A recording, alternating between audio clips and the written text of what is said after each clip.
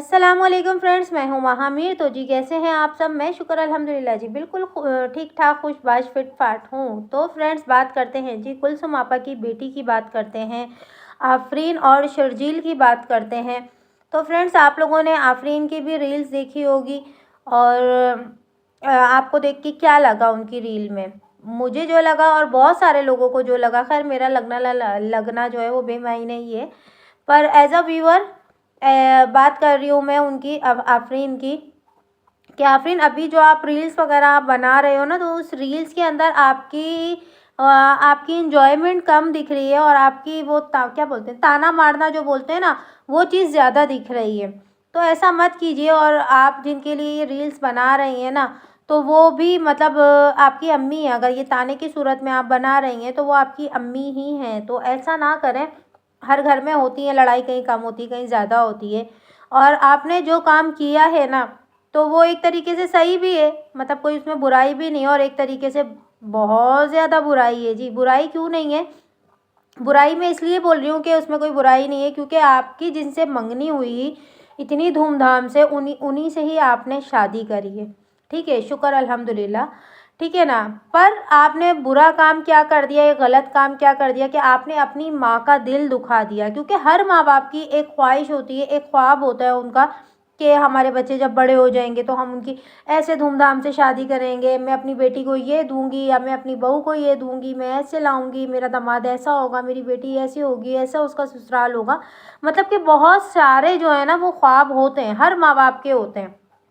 और जैसे कि हमने आपकी मंगनी के अंदर ही देख लिया था कि कुलसुम आपा कितनी ज़्यादा खुश थी और कितने अच्छे से उन्होंने आपकी मंगनी की थी। हाँ, बहुत सारे लोगों ने बोला कि फजूल खर्चे ये है वो है, पर वही है कि इंसान कमाता अपनी औलाद के लिए है ना? और वो चाहता है कि जब मेरी बेटी की या बेटे की कोई भी खुशी हो तो वो बड़ी आलीशान तरीके से, राजा महाराजा वाले तरीके से हो, है ना? सबकी मेरी भी ख्वाहिश है भाई, जो सच्ची बात है, मेरे भी अल्हम्दुलिल्लाह 4 बच्चे हैं और मेरी भी ये ख्वाहिश है कि जब मेरे घर कोई बहू आए या मेरी बेटी कहीं शादी करके जाएगी तो मैं बड़े धूमधाम से उसकी शादी करूँगी।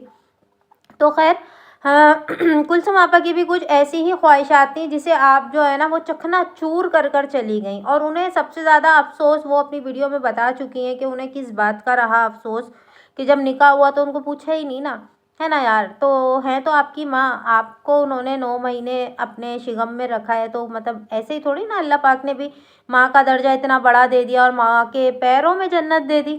तो ऐसे ही थोड़ी ना दी होगी। माँ नाम की हस्ती भी कोई हस्ती है ना दुनिया में।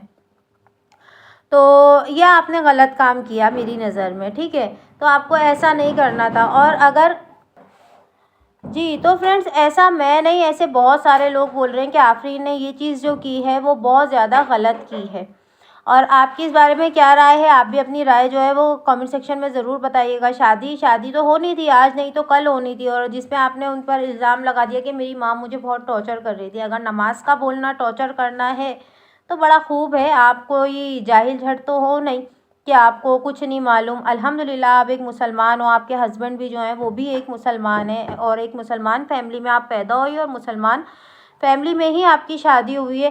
तो नमाज रोज़े का बोलना, वो एक माँ बोले या वो कोई और एक थर्ड पर्सन बोले, तो इसमें कोई बुरा मानने वाली बात है ही नहीं, सिरे से ही नहीं है। कि अगर उन्होंने आपको नमाज रोज़े का बोला, सर पे दुपट्टा रखने का बोला, आप देखें तो अगर उन्होंने ये बात बोली तो आप आई कहाँ से थी उस टाइम पर?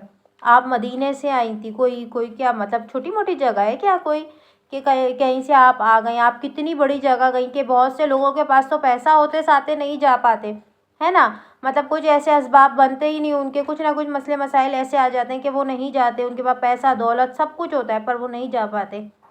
अल्लाह पाक अपने घर पर भी, अपने दर पर भी उन्हीं लोगों को बुलाते हैं कि जो उस काबिल हों। और आप थी इस काबिल, आप वहाँ गई, और आपकी अम्मी अम्मी की यही ख्वाहिश थी कि मेरी बेटी जो है एक बापर्दा रहे, है ना? तो इसमें कोई बुरी बात तो नहीं थी। और आप जो है इज़्ज़त की धज्जियाँ उड़ाती फिर रही हो, तो ये तो सरासर नाइंसाफ़ी है। चलो अब तो जो हो गया सो हो गया, पर ऐसा तो कुछ ना करो ना कि लाख कुलसुम आपा जो है वो हंस रही हैं, बोल रही हैं, खुश नज़र आ रही हैं, पर कहीं ना कहीं उनके दिल में अभी तक ये चुभन है और रहेगी भी, है ना? इसे कोई नहीं मिटा सकता। अल्हम्दुलिल्लाह उनकी दूसरी बेटी, अल्लाह ना करे उनकी बेटी या हम में से किसी की भी बेटी कोई ऐसा काम करे, पर फिर भी वो अपने बच्चों के साथ हैं, बेटा भी है बेटी भी है। अब वो बेटे को भी लोग बोलते हैं कि सगा नहीं है, ये नहीं है। यार जो भी है वो तो उसे बेटे की तरह ही रखती है ना, और ये बात उन्होंने भी बता चुकी हैं। वो उन्होंने ऐसा नहीं बोला कि ये मेरी औलाद है बोल के। कुलसुम आपा ने ऐसा कभी भी नहीं बोला। वो भी क्लियरली बता चुकी हैं कि ये बेटा जो है वो मेरे भाई का है और ऐसे मैंने लिया, और ये वो पूरी कहानी, वो पूरी डिटेल जो है वो उसमें बता चुकी हैं, है ना। तो कुछ सोचना चाहिए, कुछ समझना चाहिए, उसके बाद ही बात करनी चाहिए। और आफरीन और शर्जील भाई, आपको भी थोड़ी सी अक्ल लेनी चाहिए और ऐसी वीडियोस और ऐसी चीज़ें अपलोड ना करें जिससे आपकी अम्मी का जो है वो दिल दुखे, है ना। तो जी फ्रेंड्स, मिलते हैं फिर नेक्स्ट वीडियो में। जो न्यू फ्रेंड आए तो प्लीज़ मेरे चैनल को सब्सक्राइब करके जाइएगा और वीडियो को लाइक करके जाइएगा अच्छी लगे तो, और अपने जैसा एक प्यारा सा कमेंट करके तो लास्ट में जाइएगा। तो मिलते हैं नेक्स्ट वीडियो में। दुआ में याद रखें, अपना बहुत सारा ख्याल रखें। अल्लाह हाफिज़।